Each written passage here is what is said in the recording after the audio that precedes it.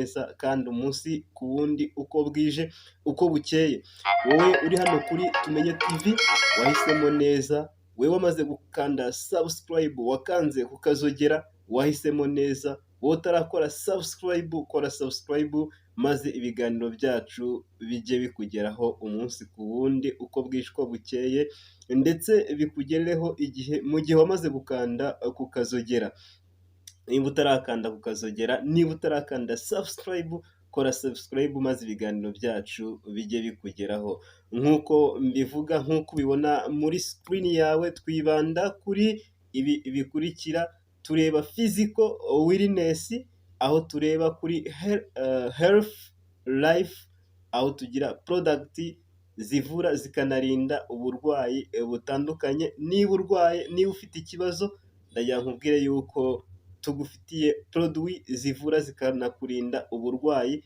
By'umwihariko muri aka kanya tukaba tugiye kureba ku ndwara ijengereje benshi, ku ndwara iteje ibibazo byinshi, ndetse turaza kureba n'uburyo bwo kuyivura. Iyo ndwara ni iyihe? Iyo ndwara nta yindi ni indwara ya amibe. Ushobora kuba warazengerejwe na amibe, ushobora kuba umaze igihe wibaza byinshi kuri amibe, ariko ndagira nkubwire ko tugufitiye n'umutumirwa Dr. Elistaric, muganga araza kudufasha adusobanurire iyi ndwara iterwa n'iki. Ndakubwira ngo wowe utarakora subscribe ihutire gukora subscribe maze ibiganiro byacu bijye bikugeraho kandi umunsi ku wundi.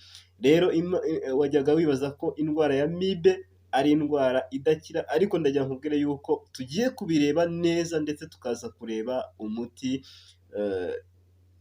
uvura amibe by'umwihariko kandi nyirizina. Wowe udukurikiye, ndacyakubwira yuko tukiri kumwe ni Meta Coach Jerome, aho tureba nanone kuri financial wellness, aho tugira business variable job. Ahangaha ubasha kuba wakorera amafaranga kandi mu buryo burihoraho. Ndakubwira ko wageze ahantu heza ukwiye kuba. Wowe wakoze subscribe, wowe utarayikora yikore aka kanya, ibiganiro byiza bijye bikugeraho. Tureba kandi kuri mental wellness, aho tureba tuzamura imitekerereze binyuze mu kwiga, mu kuganira n'inzobere, abahanga ndetse n'abashakashatsi. Aho ngaho bakagenda badufasha, tukagenda twunguka byinshi, abadogiteri, abashakashatsi bagenda batwungura byinshi umunsi ku munsi uko bwije uko bukeye. Dukorera hano mu Rwanda, mu bihugu bitandukanye naho tugerayo, muri Congo, muri Kenya, ndetse no ku bindi bihugu byo hanze. Aho hose Tumenye TV tubasha kuhagera. Wowe ufite byinshi ukora, ushaka kumenyekanisha, ushaka kudutera inkunga, ndagira nkubwire ko wadutera inkunga niba hari ibyo wifuza ko bimenyekana, abakiriya bawe bakajya bakugeraho ari benshi mu byo ukora. By'ukuri abakiriya bakabasha kugeraho ukorera, ndetse bakabasha kukugurira ibyo ukora. Ndagira nkubwire yuko twiteguye gufatikanya nawe unyuze kuri ya nimero ya 0788 110 934. Iyo ni nimero yo guhamagara. 0788 110 934. Iyo ni nimero uzaduhamagaraho. Naho kuri WhatsApp uzatwandikira kuri 0727 7 696 694. Iyo ni nimero ya WhatsApp, niyo uzadusangaho maze tugafatikanya. By'umwihariko rero twigarukira ku cyatuzinduye kuri topic yacu, ku cyo tuganiraho. Mwatwandikiye, ndetse no mu kanya gashize umukunzi wacu yaramaze kutwandikira muri comment atubwira ati muzatubwire ku indwara ya amibe, yibaza uburyo ese amibe iravurwa igakira, ese amibe igira umuti. Ibyo ni byo bibazo byose tugiye kuganiraho tukabireba. Ndagira nkubwire yuko wowe watangiye bino biganiro unabirangize, kandi wibuke gukora subscribe kugira ngo ibiganiro byacu bigere kuri benshi. Aho ngaho ukore share ndetse comment. Icyo ubajije cyose muri comment tuba twiteguye guhita tugusubiza ako kanya, ndetse direct, ndetse tukaguhuza n'abaganga. Niba ari uburwayi ufite bakabasha kuguha igisubizo aho waba uriho hose, kuko tuba turi connecte, ibyo muvuga, ibyo mukora byose, icyo wabaza cyose abaganga baba bakibona, ndetse aho uri bitarinze kuza kuri ofisi ku Gisozi aho dukorera, ubasha kutugeraho binyuze kuri za nimero, kuri nimero ya call yo guhamagara, kuri nimero ya WhatsApp, aho tukabasha kuguha igisubizo. Rero ntago ndi bubatindire, ahubwo ndashaka gutumira muganga nawe akaza akabaganiriza, akababwira kuri byinshi ku bijyanye n'iyi ndwara ya amibe mwajyaga mwibazaho byinshi, nushaka gusobanukirwa na byinshi, ndagira ngo ntumire muganga aze abafashe ndetse abasobanurire kuri byinshi bigiye bitandukanye. Ndakubwira nti ntuve hano, kuko hano ariho uzakura igisubizo. Nkubwira nti kora subscribe, mbwira muganga nti ikaze muganga, ngaho tugezeho byinshi. Nawe ntuve hano, ku mpera z'ikiganiro turaza kureba byinshi, turaza kureba umuti. Karibu Eristark muganga. None muri iki kiganiro kivuga ku buzima. Mu biganiro nkora ku buzima nifuza kwibanda ku bibazo bihangayikishije benshi ariko bitavugwaho rumwe, noneho nkabaha ibisobanuro nka muganga. Uyu munsi turaganira ku ndwara ya amibe. Kuki ihangayikishije benshi? Ese kwa muganga barayivura igakira? Kuki abantu benshi bavuga ko itavurwa? Ibyo nibyo tugiye kureba. Agakoko gatera indwara ya amibe ubundi kitwa Entamoeba histolytica. Reka mbanze ngusobanurire imibereho y'aka gakoko kazengereza benshi. Hagati aho ihangana mfashe ukande subscribe, hanyuma nanjye ngufashe ngusobanurire neza ibijyanye n'indwara ya amibe. Ubundi aka gakoko gatera indwara ya amibe kaba mu bwoko bw'utunyabuzima duto cyane tugizwe n'ingirabuzima fatizo imwe gusa bita protozoel cyangwa se protozoa mu cyongereza. Muri iki cyiciro ni naho habamo utundi dukoko byenda guhuza imiterere n'imibereho nka Trichomonas, Plasmodium itera malaria cyangwa se Giardia n'izindi mikorobe zitandukanye. Amibe ubwazo nazo zikabamo amoko menshi, harimo nka Entamoeba histolytica, Entamoeba dispar, Entamoeba coli n'ubundi bwoko, ariko ubufite ubukana cyane ni Entamoeba histolytica. Amibe zibaho mu buzima busimburana mu bice bibiri. Igice kimwe ni igihe cyo kororoka zikabyara izindi binyuriye mu kwigabanyamo ibice, ibi bikabera mu mubiri w'umuntu mu mara. Naho ikindi gice cy'ubuzima kikaba icyo zimara hanze zarihishe mu bikono, ari nabyo abantu bita ngo ni amagi yazo. Umuntu rero yandura amibe iyo ariye amagi yazo cyangwa se ibikono byazo. Ibi umuntu ashobora kubinywa mu mazi yanduye, cyangwa se kwikora ku muntu ufite intoki zakoze ahantu handuye hari ayo magi, cyangwa se wakoze mu bitaka cyangwa se mu mukungugu urimo ayo magi, kubera ko ayo magi araresista cyane, ntabwo apfa gupfa. Hanyuma rero iyo ariya magi ageze mu mubiri wawe, hahita hakurikiraho icyo bita excitation. Ryagi rirameneka, ibyana bya amibe byari birimo imbere bigasohoka, ibyo nibyo bita amatrofozoite, bigasohoka bigatangira kwidegembya mu mara. Hanyuma byimukira mu rura runini aho bijya gukurira no kororoka, bikajya bibyara ibindi bikoresheje uburyo bwo kwigabanyamo kabiri, aribyo bita binary fission. Hanyuma ibyana bimaze gukura bigatangira kwizingira mu bikono, bigakora amagi akomeye ku buryo bigeze hanze y'umubiri ntacyo byaba. Ibi nibyo bituma amibe zigira ubukana, zikaba zishobora kumara igihe kinini hanze y'umubiri, nta handi hantu zirajya, nta n'icyo ziraba, zitegereje gusa ko zizafata undi muntu.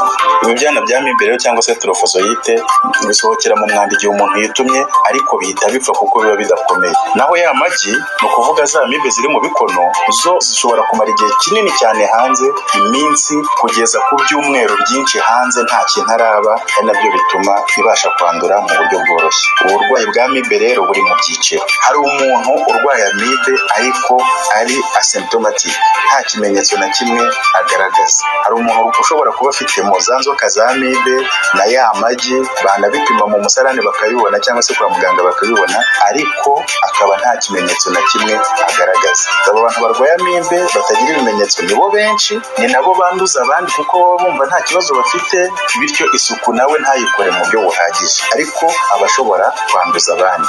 Icyiciro cya kabiri ni icya intestinal disease. Amibe noneho zitangira kwangiza amara. Iyo amibe zitangiye kugenda zica udusebe ku ruhu rugize amara yawe, nibwo utangira kubabara mu nda, kuguka kugugara, kumva ufite apeti nkeya, rimwe na rimwe ukaba ushobora no kugira diyare wenda yoroheje cyangwa ikomeye. Nanone hari ubushakashatsi bwagaragaje yuko bano bantu bakunda kugira aleriji bakaba bagira ibintu byo gufuruta ku mubiri no kwishima. Iyo barwaye amibe nayo ikangura bya bintu bimeze nka aleriji. Umuntu ashobora gufuruta agatangira kwishimagura ari ukubera amibe, ariko nanone ntabwo ari ukuvuga ko ufurutse wese cyangwa se ugize ibiheri ku mubiri aba arwaye amibe.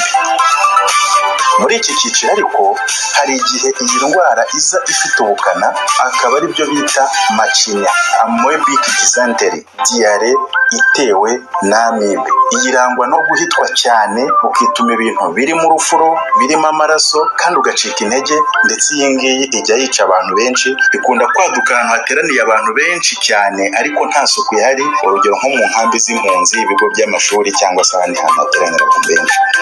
Igice cya kane cy'iyi ndwara rero cyo gifata abantu bake ariko nicyo kibi. Amibe nubwo akenshi ziba zibereye mu mara, zishobora noneho no kwambuka uruhu rw'amara zikajya mu maraso. Iyo zigeze mu maraso zitemberana n'amaraso, noneho zikajya gushaka ahantu heza zizakora icyari, aho zizororokera. Aho zikunda kujya rero ni ku mwijima, zikunda kujya mu bihaha no ku bwonko. Bisobanura ko hari umuntu ushobora kurwara ikibyimba cyo mu bwonko kigizwe n'amashyira yatewe n'amibe. Umuntu ashobora kurwara ikibyimba kinini ku mwijima cyuzuyemo amashyira yatewe n'amibe cyangwa se mu bihaha. Hanyuma rero amibe bayisuzuma bate? Bashobora kuyisuzuma mu musarani, ni nabyo abenshi bakora haba mu bitaro, akenshi no mu masantere de sante. Mu musarani ubona amagi yayo kuri mikorosikope, ushobora kuyabona, cyangwa se ukabona bya byana byayo cyangwa se forme vegetative za amibe. Ababyigiye baba bazi kubireba. Icya kabiri, amibe zishobora gupimwa mu maraso, bakareba antigene cyangwa se abasirikare b'umubiri barwanya amibe ko bahari. Ibizamini nabyo bitagira kwibeshya cyane kuri amibe, ariko mu Rwanda ntabwo bikunze kuhaboneka. Ibi rero bituma hari abarwayi bamwe na bamwe baba barwaye amibe bajya kwa muganga bakazibura ntibazibavure kubera yuko batazibonye kandi wenda bari bayirwaye. Reka noneho tujye ku buryo bayivura. Mu by'ukuri amibe ni indwara ivurwa igakira, ahubwo aho ikibazo kiri ni iki: ivurwa gute? Abantu benshi bazi yuko flagile, metronidazole, tinidazole, flagyl, iyi miti yo muri ubu bwoko ivura amibe, ariko guha umurwayi iyi miti ubwabyo ntabwo bihagije mu kuyivura. Kubera iki? Iyi miti metronidazole, tinidazole ni iki? Kuko yica amibe zose zidegembya, za zindi bisa amatrofozoide, zo zihita zipfa ako kanya ukinywa ino miti, ariko hagasigara ya magi ndetse n'izindi ziba zihishe mu mara. Biba bisaba rero gukoresha undi muti bita interlumina agent, cyangwa se imiti yoza mu mara, ukayifatanya na za flagile cyangwa flagyl. Muri iyi miti habamo iyo bita iodoquinol, hari iyo bita paromomycine, hari n'iyo bita diloxanide. Paromomycine mu Rwanda ngira ngo iraboneka, diloxanide iboneka ifatanye n'indi miti, hari nk'iyo bita entamizole, ibirimo diloxanide na flagyl cyangwa se metronidazole bifatanye. Iyi miti ifatanye gutya bivura amibe neza kurusha uko wakoresha flagyl cyangwa se tinidazole byonyine. Arakoze muganga Eristarike ati indwara ya amibe irakira kandi neza cyane. Ndagira ngo nkubwire wowe wari ufite ikibazo, wahoraga wibaza byinshi kandi cyane kuri indwara ya amibe, tubonye ko ifite umuti uyivura.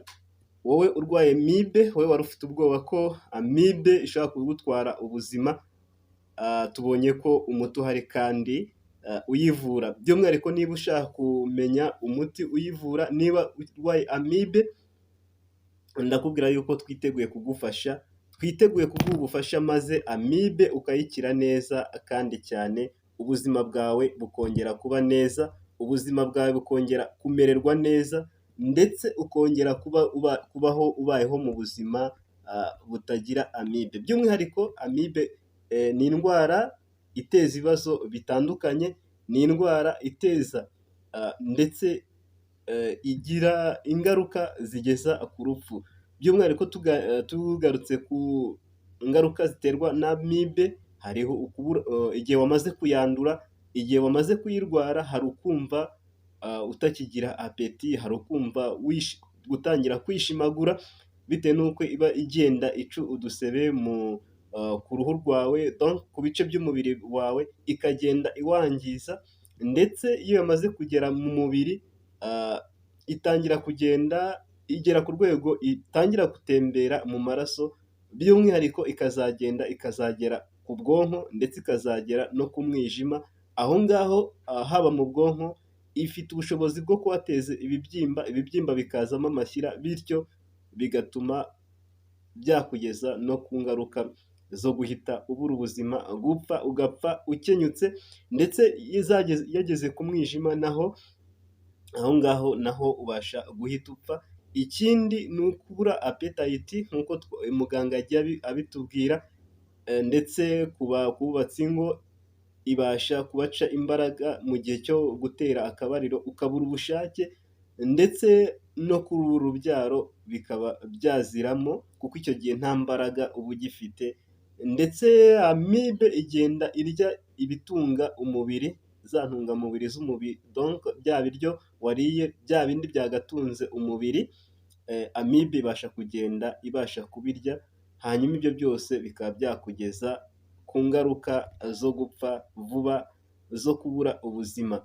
Rero mu gihe wamaze kujya kwa muganga bakagupima bagasanga urwaye amibe, cyangwa se mu gihe wowe wumva ufite ibimenyetso bya amibe, wumva waramaze guhura na bya bindi muganga amaze kuvuga, ndagira nkubwire yuko ihutire kujya kwa muganga bagupime, nibamara kugupima nibasanga ari amibe, hanyuma baguhe imiti izabasha kugufasha, ariko byanze uzaze natwe tugufashe, kuko dufite uburyo kandi buri gufasha abantu benshi gukira amibe, nk'uko muganga yabigarutseho kandi nk'uko muganga yabivuzeho.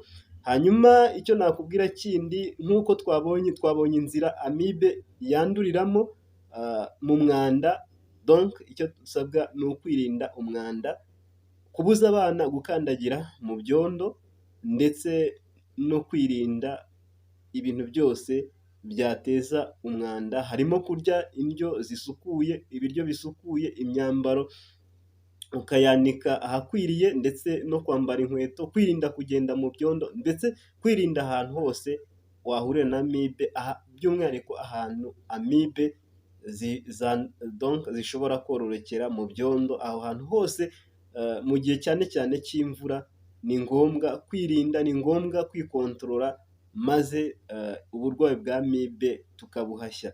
Rero mu gihe rero ukeneye ubufasha kuri amibe, wadushakira kuri ya nimero ya WhatsApp, ni 0727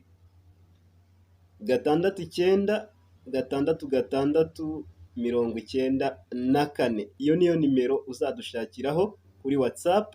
Hanyuma mu guhamagara ni 0781 110 934, izi ni nimero ebyiri, haba kuri WhatsApp haba kuri nimero yo guhamagara, aho tugufasha direct, hanyuma tukaguha ubufasha ukamererwa neza. Ntuzagire ikibazo ngo ni uko uri mu ntara, ni uko cyangwa uri hanze y'igihugu, uri hanze y'u Rwanda, aho waba uri hose twiteguye kugufasha amibe, niba urwaye amibe, ndetse naho waba ufite ikindi kibazo icyo ari cyo cyose ku burwayi butandura, zino ndwara zitandura, ndashaka kuvuga diyabete, hypertension, indwara zibasira umutima, amakanseri y'ubwoko bwose, izo ndwara dufite uburyo bubasha kugufasha, dufite abahanga, abadogiteri biteguye kugufasha, maze ibyo bibazo ukabikira, kandi ukabikira mu buryo bwa burundu. Wowe utwumva, wowe ufite urwaye cyangwa se urwajwe, twiteguye kugufasha aho waba uri hose, twandikire muri komenti, ndetse dusanga kuri ofisi aho dukorera, aho hose twiteguye kugufasha, aho waba uturutse hose, aho waba unyuze hose, haba muri komenti, haba kuri nimero, twiteguye kugufasha. Ibiganiro byacu byo ni agahoraho umunsi ku wundi, reka duhure ubutaha.